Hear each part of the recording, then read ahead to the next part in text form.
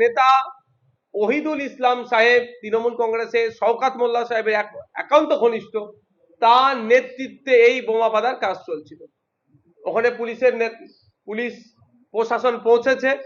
আমরা দেখব যদি ঠিকঠাক ব্যবস্থা গ্রহণ না করে তাহলে পরবর্তী পদক্ষেপ ভাঙড়ের সাধারণ মানুষকে নিয়ে করব। আমরা নতুন করে আর ভাঙড়ে হিংসা চাইছি না, ভাঙড়ের মানুষ খুন হোক এটা আমরা চাইছি না, ভাঙড় সহ রাজ্যে শান্তি ফিরে আসুক এটা চাইবো। কারণ এটা এক্সপ্লোজিভ ব্যবহার করা আছে, কি ভয়ঙ্কর বোমাটা বাঁধছিল এটা আমরা অবাক হয়ে যাচ্ছি। যে আমরা খবর যতটুকু পাচ্ছি একাধিক মানুষ মারা গিয়েছে তৃণমূল কংগ্রেসের এই ওহিদুল ইসলামের নেতৃত্বে যে বোম তৈরি করা হচ্ছিল। এখন এলাকাটাকে ঘিরে রেখেছে, সে অর্থে মানুষকে প্রবেশ করতে দিচ্ছে না এবং লাশকেও নাকি গায়েব করে দিয়েছে, ওখান থেকে সরিয়ে দিয়েছে এ অভিযোগ পাচ্ছি। এটা তদন্তের সাপেক্ষ। বাইরে থেকে লোক নিয়ে এসছে। জীবনতলা সম্ভবত ঝোড়র মোড়ের আশপাশে কোন বেসরকারি হসপিটালে চিকিৎসাধীন অবস্থায় আছে, যে ক্যানিং থেকে এসেছিল বা ভাঙড়ের বাইরে থেকে এসে এখানে বোমা বাঁধার কাজ করছিল। যে লোকটি মারা গিয়েছে, সম্ভবত একটা লোক মারা গেছে বলে এখন আইডেন্টিফাই হয়েছে, তারও অ্যাড্রেস চেক করা হোক, দেখলে দেখা যাবে সেও ভাঙড়ের নয়। ভাঙড়ের চলতাবেড়িয়ায় ফের বিস্ফোরণ, বাইক পাড়ার আতঙ্ক যেন আবারও ফিরে এলো দক্ষিণ বামুনিয়া গ্রামে। বুধবার গভীর রাতে বিকট শব্দে কেঁপে ওঠে গোটা এলাকা। স্থানীয়দের অভিযোগ, একটি পরিত্যক্ত ঘরে বোমা তৈরি করার সময় এই বিস্ফোরণ ঘটে। রাতের অন্ধকার, আতঙ্ক আর বিস্ফোরণের শব্দ সব মিলিয়ে কেউ সাহস করে ঘটনাস্থলে যাননি। গোটা রাতটাই কেটেছে ভয়ে। পরদিন সকালে পরিস্থিতি কিছুটা স্বাভাবিক হতেই ঘটনাস্থলে যাওয়ার চেষ্টা করেন আইএসএফ এর পঞ্চায়েত সদস্য আবুল খয়ের মোল্লা, কিন্তু অভিযোগ তাকে বাধা দেওয়া হয়, এমনকি মারধরও করা হয়। আইএসএফ এর দাবি, তৃণমূল আশ্রিত দুষ্কৃতীরাই এই হামলার সঙ্গে জড়িত। শাসক দলের দুষ্কৃতী দক্ষিণ বামনিয়া গ্রামের তিনি শাসকের নেতৃত্ব দেয়, তার নাম ওহিদুল ইসলাম এব্রাহিম কুড়কাই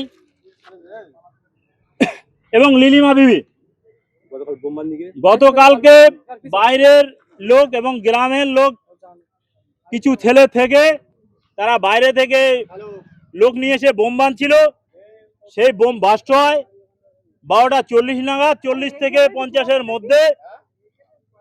সেই টাইমে নাপ্তির দোকানে আমি 11টা থেকে বসে থাকি আমার চুল দাড়ি কাটার জন্য বা কামাবার জন্য, কিন্তু সেইখানে ওই বোমের আওয়াজটা একসঙ্গে 4খানা বোমের আওয়াজ পাই, কিন্তু কোনো মানুষ একসঙ্গে 4খানা বোম যে মেরে দেবে এরকম আমরা দেখিনি, যে এক হাতে 4টে বোম মেরে দেয়।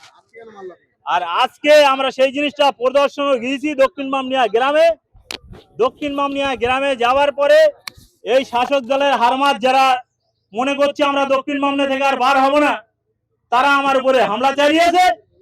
এমনি মাছ দুধ খেয়ে মানুষ বলে আমি মনে করি না, ছেলে বলে মনে করি। আমি অন ক্যামেরা বলছি, আমি ছেলে বলে মনে করি, যে ঘরের মধ্যে বসে মিডিয়া করে। আর আমি আমার সৎ সাহসের উপরে আমি একাই চলি, ওই দক্ষিণ বামনের গ্রামেও চলি আর বাইরেও চলি। তবে বলে দিলাম আজকের পর থেকে যদি সে মাছ দুধ খেয়ে মানুষ হয় আর যদি কিনা শরীরের দুধ খেয়ে মানুষ হয় তাহলে বডি গার্ড আমার সামনে আসবে। কেন মেরেছে কেন? আমি আমার মারার কারণটা হলো এটাই, তারা বোম বাস্টিং হয়েছে, সেখানে একজন মারা গেছে, তার ফটো আছে। এবং কারা বোম বানছিল? কারা? টিএমসিরা বোম বানছিল, টিএমসির আরমাদ বাহিনী। ওহিদুল ইসলাম তার নাম, সে কুত্তার বাচ্চা। বোম থানায় জানিয়েছি কি স্পটে পুলিশ আছে, যদি থানায় না জেনে থাকবে পুলিশ আসবে কেন? আর পুলিশ যদি না আসবে তাহলে আমরা গেলে দোষটা কোথায়? আমরা তো সেখানে মোস্তানি করতে যাইনি। বোম বানছিল দেখতে গিয়েছে বলে কি মেরেছে? হ্যাঁ, বোম বানছিল, সেখানে প্রশাসন থেকে গার্ড নিয়ে মেরেছে। আমার নাম আবুল খয়ের মোল্লা, আমি 160 নম্বর বুথের পঞ্চায়েত সদস্যের দাবি, একসঙ্গে 4টি বোমার বিস্ফোরণ হয়েছে। ঘটনায় অন্তত 2 থেকে 3 জন আহত হয়েছে এবং তারা সকলেই তৃণমূলের কর্মী বলেই দাবি করা হচ্ছে। যদিও এই সমস্ত অভিযোগ সরাসরি অস্বীকার করেছে তৃণমূল কংগ্রেস। তাদের বক্তব্য, এটা সম্পূর্ণ রাজনৈতিকভাবে সাজানো একটি অভিযোগ।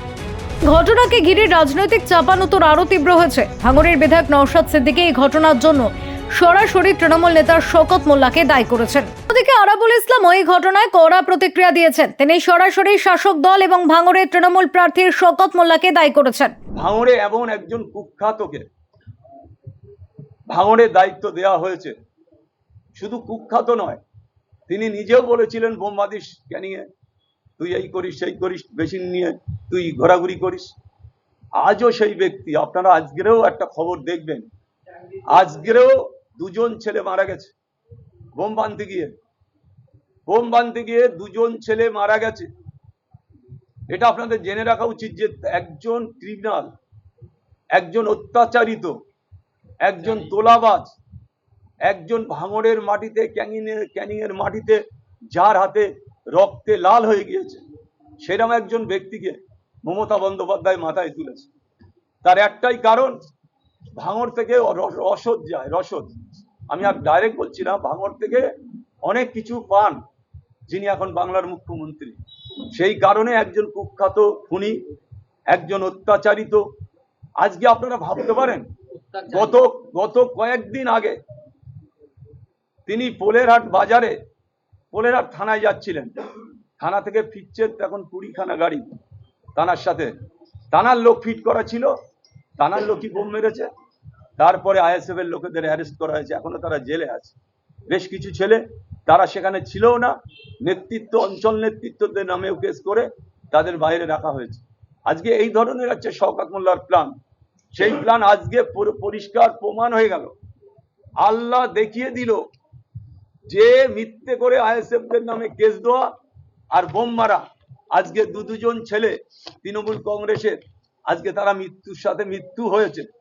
আর 4 জনের হাত পা উড়ে গেছে, হসপিটালে আছে। তাও সেটা কোথায়? ক্যানিং হসপিটাল, ক্যানিং এ ওই যে জায়গাটা কি আনসার, ঝোড়োর মোড়ে, ক্যানিং এ ঝোড়োর মোড়ে শওকত মোল্লার নিজস্ব জায়গা। সেখানে 4 জন ভর্তি আছে, কারুর পা চলে গেছে, কারুর হাত চলে গিয়েছে। তারাও 4 জন মৃত্যুর সাথে লড়াই করছে, যে কোনো সময় মারা যেতে পারে।